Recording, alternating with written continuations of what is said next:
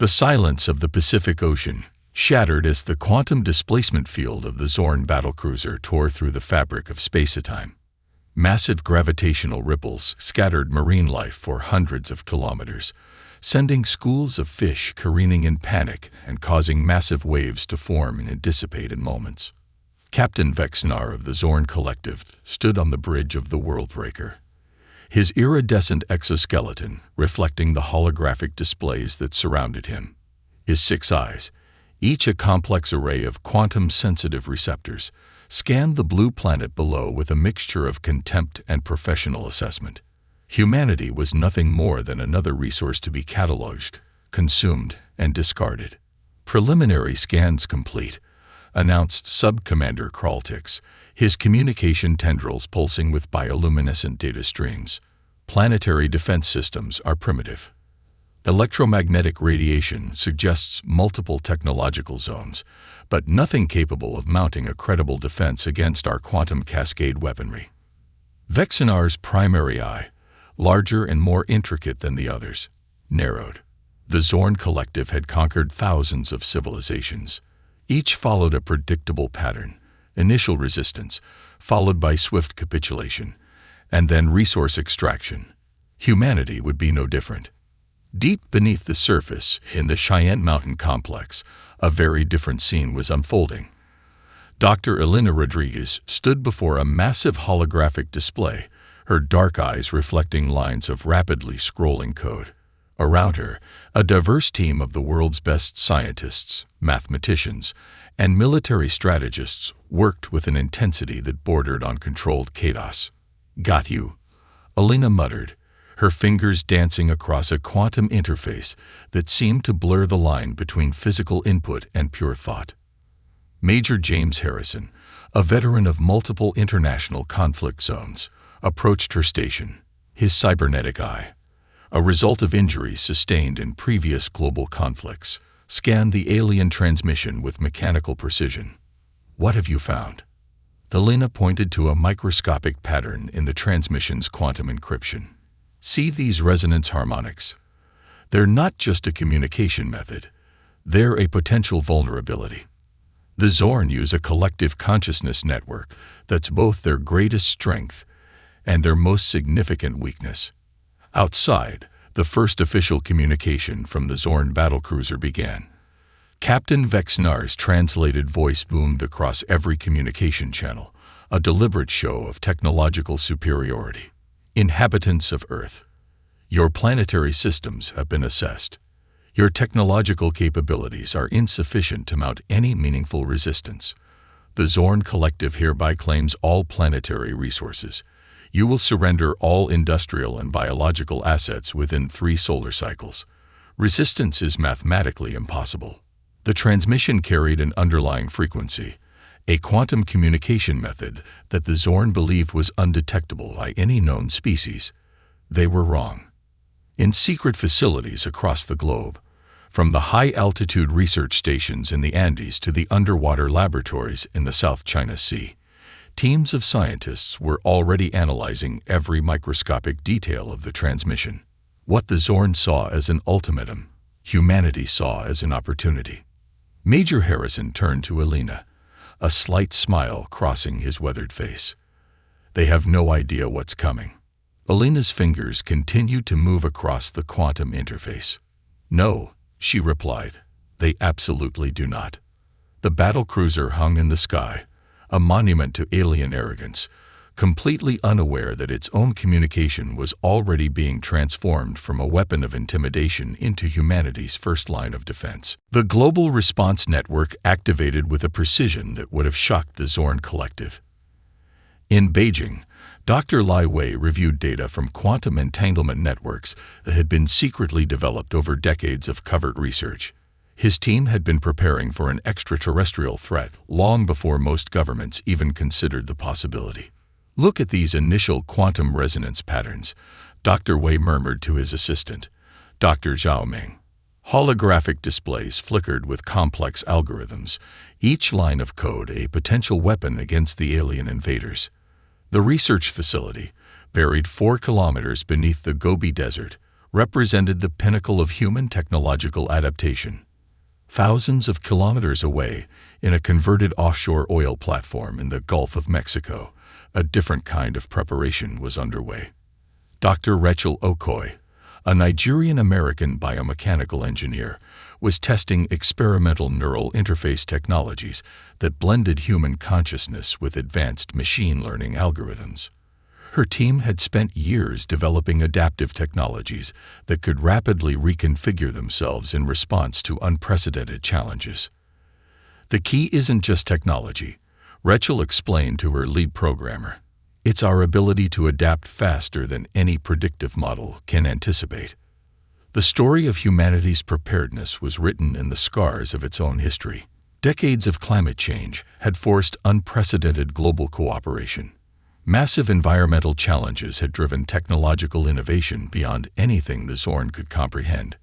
What appeared to be a fractured civilization was actually a highly adaptive, globally interconnected network of researchers, strategists, and innovators. In the United Nations Emergency Response Center, a holographic map tracked global resource allocation with surgical precision. Military leaders, scientific researchers, and government officials from every continent worked in a synchronization that defied traditional geopolitical boundaries. The Zorn's initial scan had missed the most critical aspect of human potential: their ability to unite under extreme pressure. Major James Harrison stood in a command center that merged military strategy with cutting-edge scientific research. Cybernetic augmentations, developed through years of conflict and medical innovation, allowed him to process information at speeds that would have been impossible just a decade earlier. His artificial eye tracked multiple data streams simultaneously, each one a potential vector of defense or counterattack.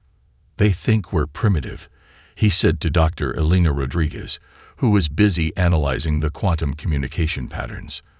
"But every challenge we faced has been a preparation for something like this." Elena nodded, her fingers dancing across quantum interfaces that seemed to blur the line between human thought and machine processing. "Our greatest strength is our unpredictability. We don't have a single collective consciousness like the Zorn. We have something far more powerful: individual creativity combined with global collaboration." In underground research facilities across the globe, teams were already dismantling the captured communication fragments from the initial Zorn transmission. What seemed like a simple invasion alert was being transformed into a comprehensive understanding of alien technology. A breakthrough came from an unexpected source.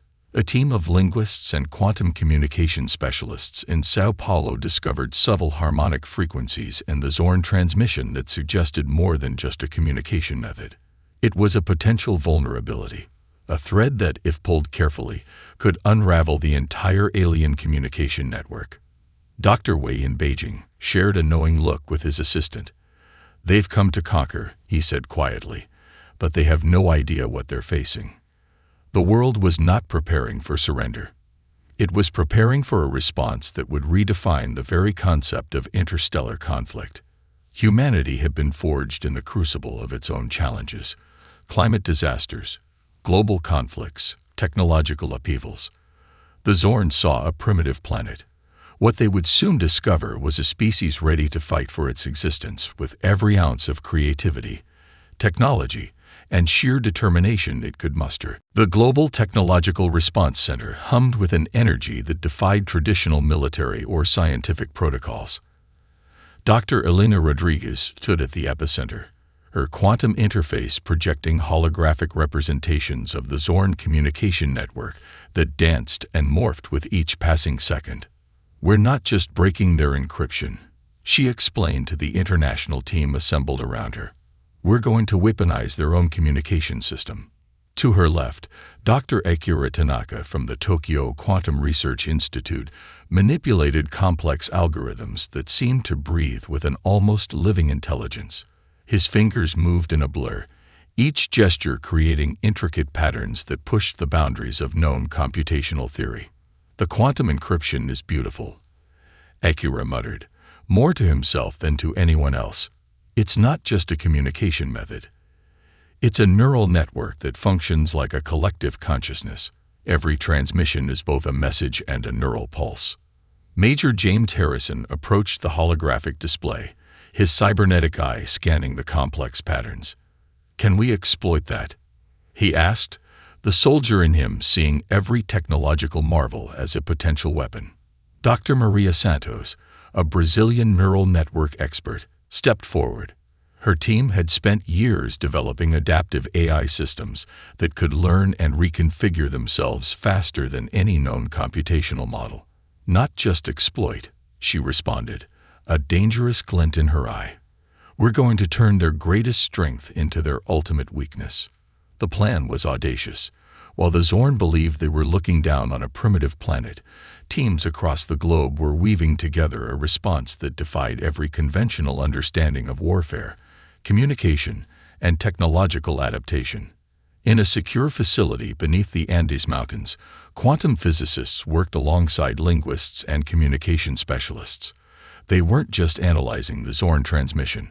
They were learning to speak an entirely new language of quantum communication. Each breakthrough was immediately shared across a global network that moved with unprecedented speed and coordination. Dr. Wei in Beijing had discovered something extraordinary.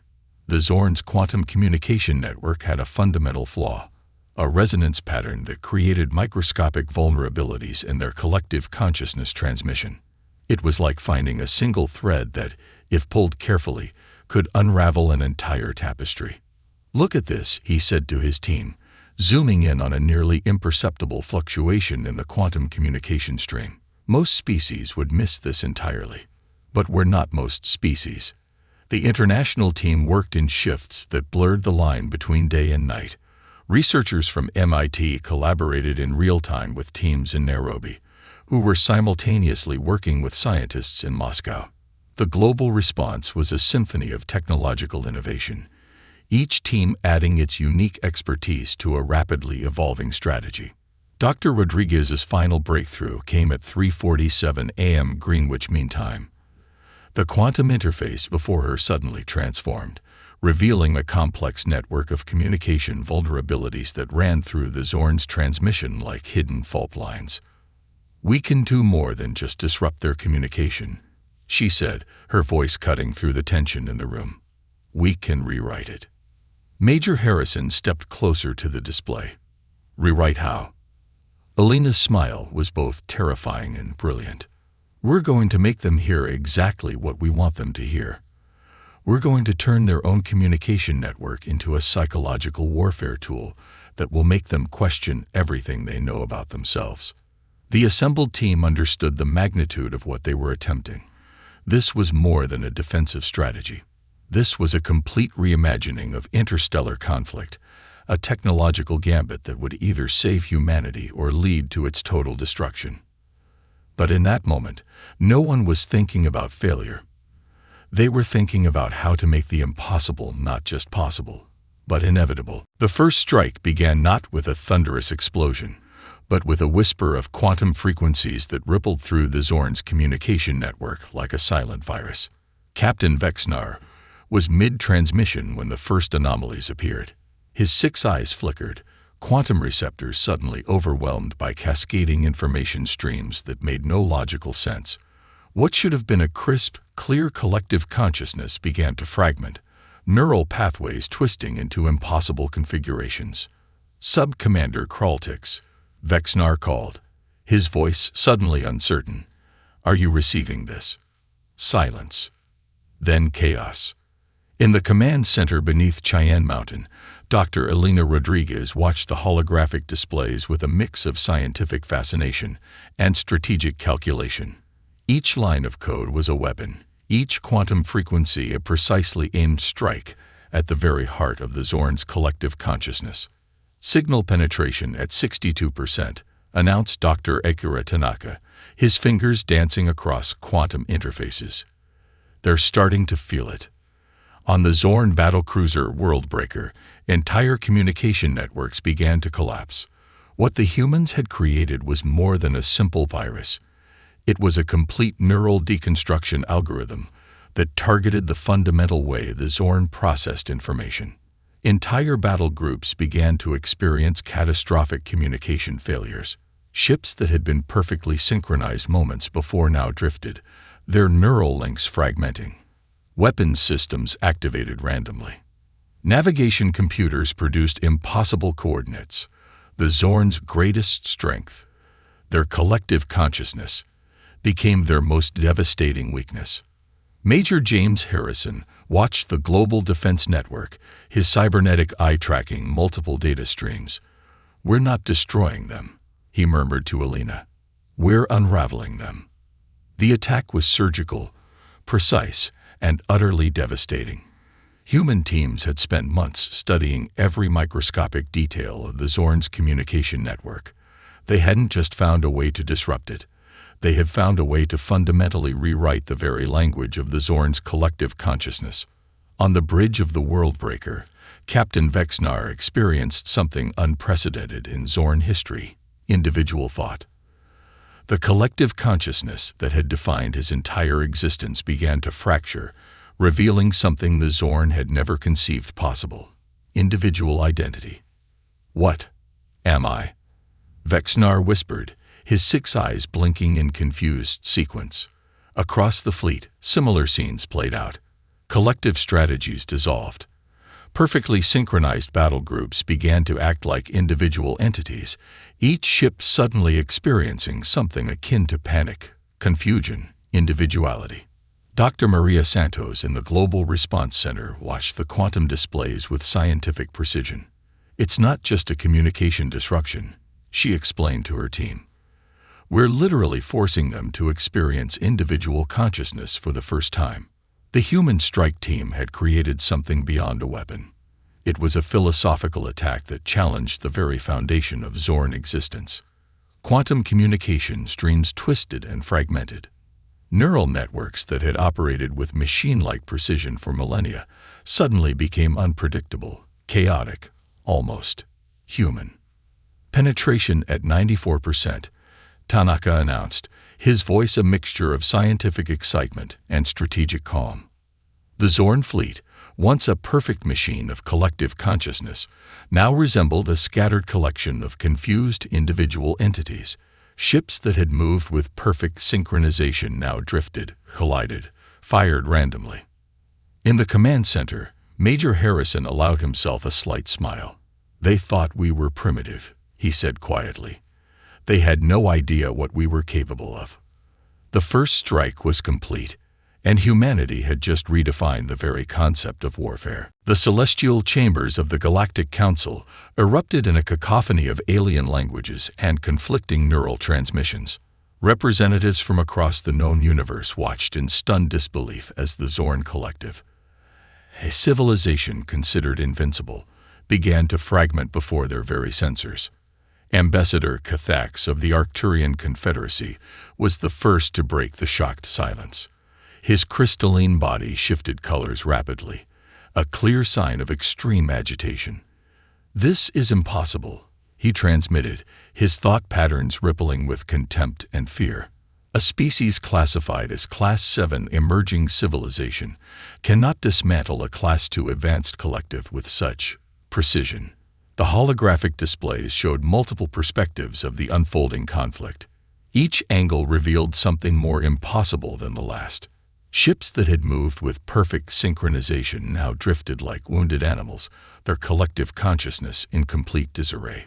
Diplomat Senra from the Silicon Nexus leaned forward, her quantum-based consciousness analyzing every microscopic detail. Unlike her more emotional colleagues, she approached the situation with clinical precision. "The human method of attack defies all known strategic models," she observed. "They have not merely attacked a physical infrastructure. They have weaponized consciousness itself." The Keprian delegation remained silent, their translucent bodies flickering with complex algorithmic patterns.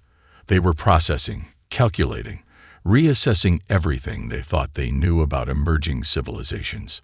High Arbiter Moltok, the eldest member of the council, raised a tentacle to silence the growing chaos. His species had overseen galactic diplomacy for millennia, and he had never witnessed anything like this moment. "We must understand," Moltok's thought transmission cut through the chamber, exactly what these humans have done.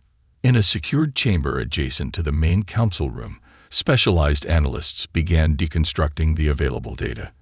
The human attack was more than a military strategy. It was a complete reimagining of conflict itself. Ambassador Kthax continued his tirade. They are a destabilizing force. Look how they've dismantled the Zorn without a single conventional weapon. This is not warfare. This is existential terrorism. The quantum archivists began compiling data, their neural networks working overtime. Each fragment of information about the human attack was analyzed, reanalyzed, and cross-referenced against millions of years of galactic conflict records. The humans did not just attack. One of the archivists transmitted to the Council. They fundamentally challenged the concept of collective consciousness. Zenra's analysis revealed something even more disturbing. The human attack had exposed a fundamental vulnerability in how advanced civilizations understood communication and collective intelligence. It wasn't just the Zorn who were vulnerable. Every species that relied on networked consciousness was now potentially at risk. High Arbiter Moltok's decision would be critical. Intervention could mean direct conflict with a species that had just demonstrated capabilities beyond any known strategic model. Non-intervention could allow this unpredictable civilization to continue developing unchecked. We are dealing with something unprecedented. Moltok finally transmitted to the assembled representatives. A species that does not understand the rules of galactic engagement and has just proven that they do not need to. The chamber fell into a tense silence. Outside the holographic windows, star systems continued their ancient dance, seemingly unaware of the fundamental shift occurring in galactic politics. Humanity had just announced its arrival on the interstellar stage, and nobody, absolutely nobody, knew what would happen next. The Global Response Network operated with a synchronization that would have been impossible just decades earlier. In a converted research facility beneath the Andes Mountains, Dr. Maria Santos worked alongside military strategists, quantum physicists, and communication experts from every continent. The room buzzed with a collective energy that defied traditional boundaries of nationality, discipline, or institutional hierarchy. We're not just defending, Dr. Santos explained to Major James Harrison. We're redefining what collective action means. Screens displayed real-time data from research facilities in Beijing, Mumbai, Sao Paulo, and Moscow. Each team was working on a different aspect of the alien communication network, their findings instantly shared across a global platform that moved faster than any single bureaucracy could comprehend. In the heart of the African Quantum Research Center in Nairobi, Dr. Amina Khalid made a breakthrough that would change everything. Her team had discovered a way to not just disrupt the Zorn's communication, but to potentially understand and manipulate the fundamental principles of their collective consciousness. It's like learning a new language, she told her colleagues, but this language is made of quantum frequencies and neural patterns. Thousands of kilometers away, in a converted offshore platform in the Gulf of Mexico, Dr. Rachel Okoye's biomechanical engineering team was developing adaptive neural interfaces that could process alien communication patterns in real time. What seemed impossible just months ago was now becoming a reality through pure human determination. The transformation was happening everywhere. Countries that had been historical rivals now worked with a unity that surprised even themselves. The threat of alien invasion had done what decades of diplomacy could not. It had created a truly global consciousness. Military strategists from the United States collaborated with computer scientists from China. Quantum physicists from Russia shared instant communications with neural network experts in India. The traditional power structures that had defined human civilization for centuries were dissolving in the face of an unprecedented challenge. Major Harrison watched the global network with his cybernetic eye, tracking thousands of simultaneous communications. We're becoming something more than we were, he muttered to Dr. Elena Rodriguez. Elena nodded, her fingers dancing across quantum interfaces that seemed to breathe with living intelligence. We're not just fighting, she responded. We're evolving. The response was total. Educational institutions redirected research. Technology companies suspended commercial competition. Governments reallocated resources with unprecedented speed. Every human resource was being channeled into understanding and countering the alien threat.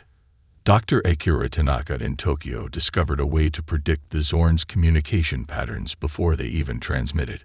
His breakthrough came from an unlikely combination of quantum physics, linguistic analysis, and machine learning algorithms that drew from disciplines as varied as neuroscience, cryptography, and cultural anthropology. "We're not just analyzing," Tanaka explained to his international team. "We're creating a new form of intelligence that can adapt faster than any known system." The global research network had become something more than a collection of individual experts.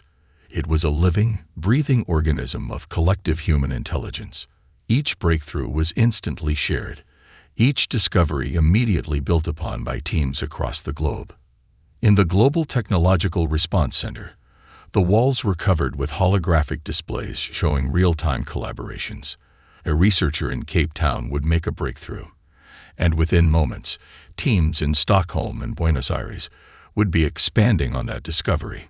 "They thought we were primitive," Dr. Santos said, looking at the complex network of human collaboration, "but we've just created something they could never understand."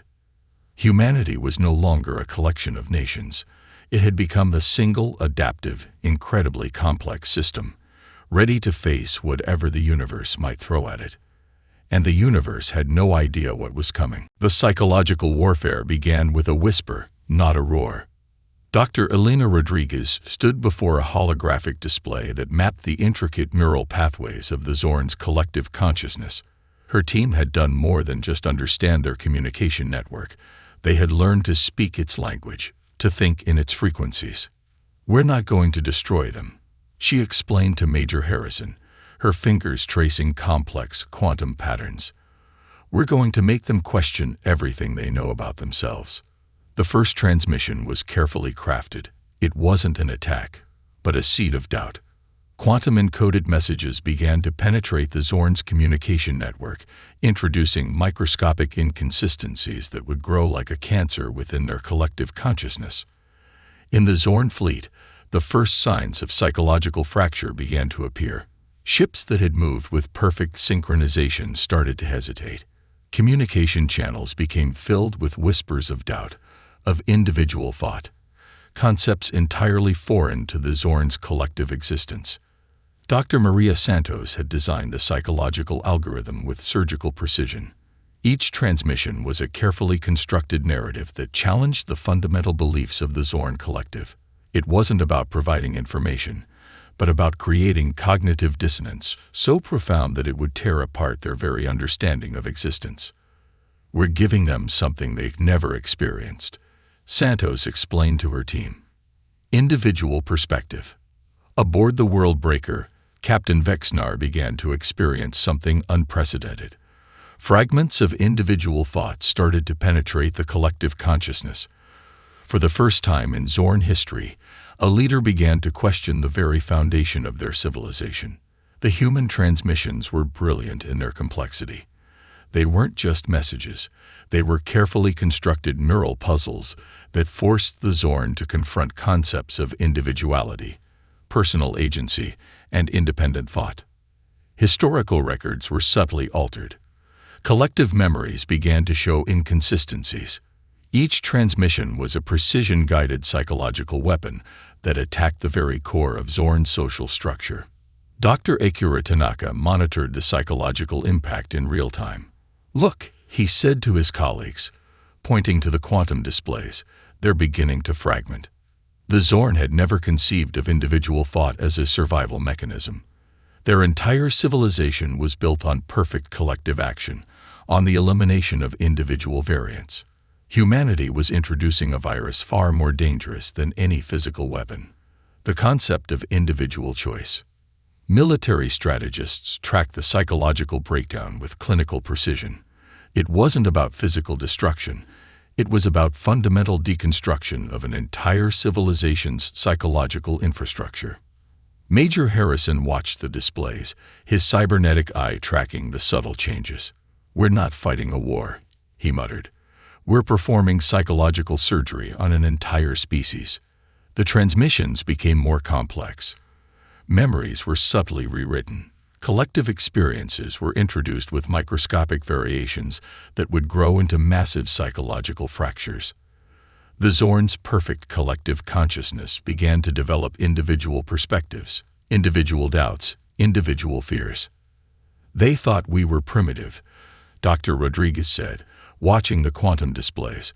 "But we understand something they never will: the power of individual choice." Each transmission was a carefully constructed narrative that challenged everything the Zorn believed about themselves, their history, their purpose, their very understanding of consciousness. All of it was now under attack. The psychological warfare wasn't about destruction. It was about liberation, about introducing a concept so fundamentally alien to the Zorn that it would transform them forever. Humanity wasn't just fighting a war. They were offering the Zorn a choice they had never known existed, the choice to be individuals.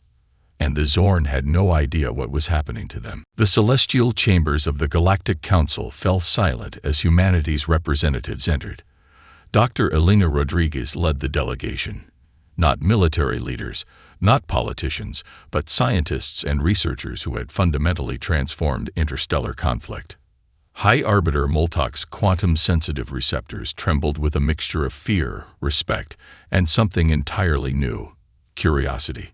"Explain," the Arbiter transmitted, his thought patterns a complex tapestry of analytical scrutiny. Dr. Rodriguez stepped forward, her presentation less a defense and more a revelation. Holographic displays began to show the intricate details of how humanity had dismantled the Zorn collective, not through destruction, but through the most profound form of disruption imaginable. Major James Harrison stood slightly behind her, his cybernetic eye scanning the alien representatives. Each member of the Galactic Council represented a civilization that had existed for millennia, and yet they were about to learn something entirely new from a species they had dismissed as primitive. "We didn't just defeat the Zorn," Elena began, her voice cutting through the alien communication networks. "We offered them something they had never experienced: individual choice." The presentations unfolded like a complex mathematical proof. Quantum physicists from around the globe had collaborated to show how humanity's approach was more than a military strategy. It was a fundamental reimagining of collective consciousness. Dr. Akira Tanaka's research revealed the psychological mechanisms they had employed. Dr. Maria Santos demonstrated the adaptive neural interfaces that had made their attack possible. Each presentation peeled back another layer of the impossible. Ambassador Cathax of the Arcturian Confederacy, who had been the most vocal opponent of humanity, now sat in stunned silence. The crystalline being's color patterns shifted rapidly, a sign of complete cognitive recalibration. "You weaponized individual thought." Xenra from the Silicon Nexus transmitted, her quantum consciousness working overtime to process the implications. "You turned collective dependency into a vulnerability." The Zorn representatives, what remained of them, sat as transformed beings. No longer a perfect collective, they had become something new. Individual entities struggling to understand their newfound consciousness. Dr. Rodriguez's final presentation was her most profound. It wasn't about the attack. It was about potential, about the fundamental nature of consciousness, adaptation, and choice. "We didn't come here to conquer," she explained. "We came to demonstrate that there are ways of existing beyond what you currently understand." High Arbiter Moltok's thought transmission carried a weight that silenced the entire chamber. "You have changed everything," the ancient being transmitted, "not through force, not through destruction, but through the most dangerous weapon in existence, an idea." The human delegation had done something unprecedented. They had not just defended themselves, they had offered a new model of existence to the entire galaxy. Major Harrison caught Elena's eye. They both understood what had truly happened. This was more than a victory. It was an evolution. The Galactic Council would never be the same. Humanity had announced its arrival not with a weapon, not with a declaration, but with a fundamental challenge to how civilizations understood themselves. Outside the celestial chambers, star systems continued their ancient dance. But something had changed. A small blue planet had just rewritten the rules of existence, and the universe was beginning to understand that humanity was something entirely new.